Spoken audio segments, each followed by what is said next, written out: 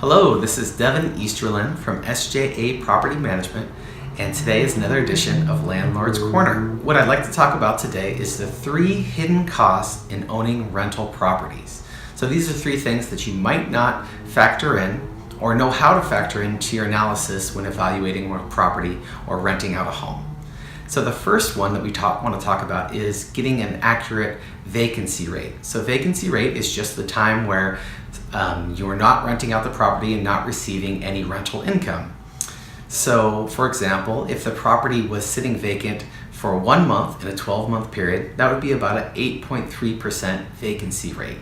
So what we see in the industry and through our portfolio is, you want to factor in between 5 and 8% in a year for a vacancy rate. That's a pretty good industry standard.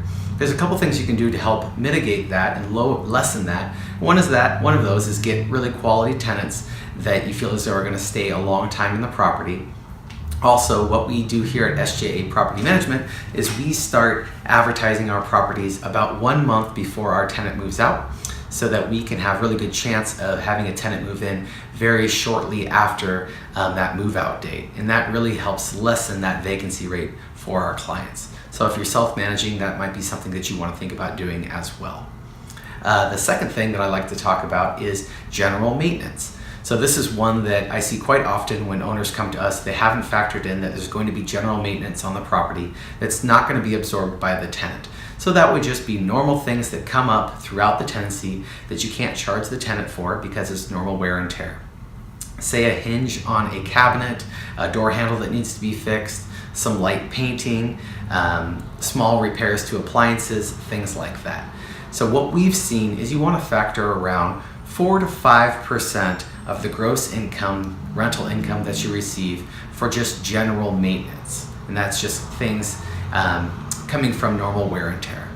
And the third thing that you want to think about is, and this one's often missed, but is your capital expenses. So those are going to be larger, big ticket items. Oftentimes they have a useful life. So that would be, say, a roof. Normally you can expect 25 to 30 years for a roof. Hot water heaters, 10 to 15 years for hot water heaters. Anything that's a major expense that's actually an improvement to the property could be classified as a capital expense. So major plumbing, major flooring replacements, maybe a full exterior paint job, things like that. And you want to factor in about another 4 to 5% for that, depending on the age of the house. So if you took your total maintenance, including normal wear and tear, general maintenance, and capital expenditures, it's going to be around 8%. Again, you have to factor in the age of the house when doing that analysis. So those are 3 hidden costs that you definitely want to factor in when evaluating a property to see what your cash flow is going to be.